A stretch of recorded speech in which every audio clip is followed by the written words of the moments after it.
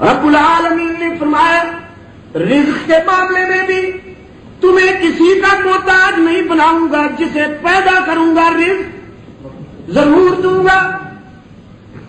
اور یہ پھر ساری نعمتیں عطا کر کے تمہیں دنیا میں بھیجوں گا، اور دنیا میں بھیج کے بھی تمہیں تنہا نہیں چھوڑ دوں گا، بلکہ قدم قدم پہ میری رحمت تمہاری نگران ہوگی، پاسبان ہوگی۔ تم مجھے بھول جاؤ گے لیکن میں تمہیں نہیں بھولوں گا، اور میری رحمت تمہارے اتنا قریب ہوگی، تمہاری سلطنت کا قانون بھی تمہارے قریب اتنا نہیں ہوگا، تمہارے بھائی کی اخوت بھی تمہارے اتنا قریب نہیں ہوگی، تمہارے باپ کی پدری محبت بھی تمہارے اتنا قریب نہیں ہوگی، تمہاری ماں کی مامتا بھی تمہارے اتنا قریب نہیں ہوگی، تمہارے بیٹوں کی جوانی بھی تمہارے اتنا قریب نہیں ہوگی جتنا میرا لطف و کرم تمہارے قریب ہوگا۔ وہ قریب ہے کہ نہیں؟ فرمایا قرآن پاک میں اذا سألک عبادی عنی، میرے محبوب اپنی خطاؤں کی اور کوتاہیوں سے بھری ہوئی زندگی سے گھبرایا ہوا انسان آپ سے میرا پتہ پوچھتا ہے کہ خدا سے ملنا چاہتا ہوں، کہاں ملے گا؟ وہ مجھ سے صلح کرنے کے لیے، مجھے راضی کرنے کے لیے آپ سے میرا پتہ پوچھتا ہے۔ رب العالمین نے فرمایا اسے کہہ دیجئے کہ انی قریب، میں تو تیرے قریب رہتا ہوں۔ اللہ میاں کتنا قریب! دنیا والے ہم دیکھتے ہیں کہ دنیا کے بڑے تو غریبوں سے دور رہا کرتے ہیں، تو ساری کائنات سے بڑا ہے، پتہ نہیں تیرا ٹھکانہ کتنا دور ہوگا، پتہ نہیں کس پرفضا مکان پہ تو نے محل بنوا رکھا ہوگا، تجھ سے ملنے کے لیے، تیرے آستانے پہ پہنچنے کے لیے ہمیں کتنے دنوں کا رستے سفر تیار کرنا ہوگا۔ رب کائنات نے فرمایا میرے محبوب میرا درد ڈھونڈنے والوں کو اطلاع دے دیجئے کہ نحن اقرب الیہ من حبل الورید، میں تو تمہاری رگ حیات سے بھی زیادہ قریب رہتا ہوں۔ سرکار دو عالم صلی اللہ علیہ وسلم نے فرمایا جب رات چھانے لگتی ہے، انسان خطائیں کر کر کے تھک کے بستر پہ سونے لگتا ہے، اس وقت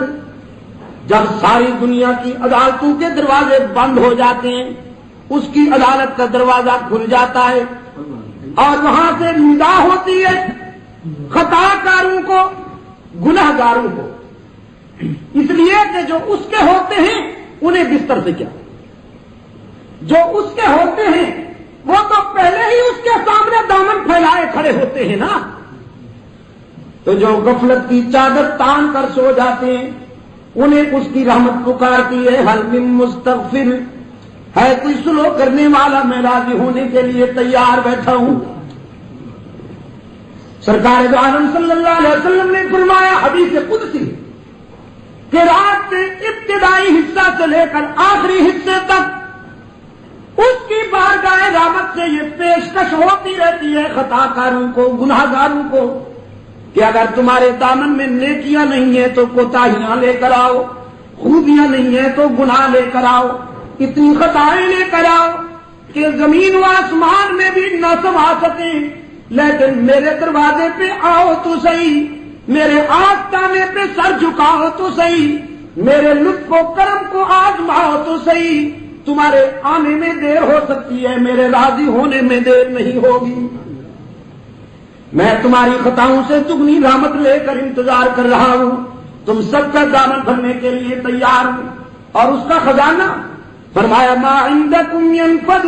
وما عند اللہ باق، جو کچھ تم نے جمع کیا ہے وہ جلنے والا ہے، پانی میں بہنے والا ہے، حادثات میں فنا ہونے والا ہے، لیکن جو میرے پاس ہے وہ نہ جل سکتا ہے، نہ بہ سکتا ہے، نہ فنا ہو سکتا ہے۔ سرکار دو عالم صلی اللہ علیہ وسلم نے ایک اور حدیث قدسی میں فرمایا کہ رب العالمین کا ارشاد ہے لو ان اولکم وآخرکم وحیکم ومیتکم جنکم انسکم ذکرکم انساکم رطبکم یابسکم قالوا فی ساعۃ واحدۃ سرکار نے فرمایا، رب العالمین فرماتے ہیں اگر تمہارے اگلے پچھلے انسان، جن، مرد، عورت، عربی، آجمی، غریب، امیر، پڑھے لکھے، ان پڑھ، جو زندہ ہیں وہ، جو مر چکے ہیں قبروں سے، سارے کے سارے، پوری کائنات دامن پھیلا کر میرے آستانے پہ آ جائے اور ہر مانگنے والا اپنی پسند کی مراد میرے سامنے رکھ دے، فآتیت کل سائل مسألتہ، اور میں ہر مانگنے والے کی مراد پوری کر دوں، سب کا دامن بھر دوں، تو میرے محبوب میرے خزانے میں اتنی بھی کمی واقع نہیں ہوگی۔ جیسے چلتے ہوئے سمندر میں کوئی سوئی جب ہوئے،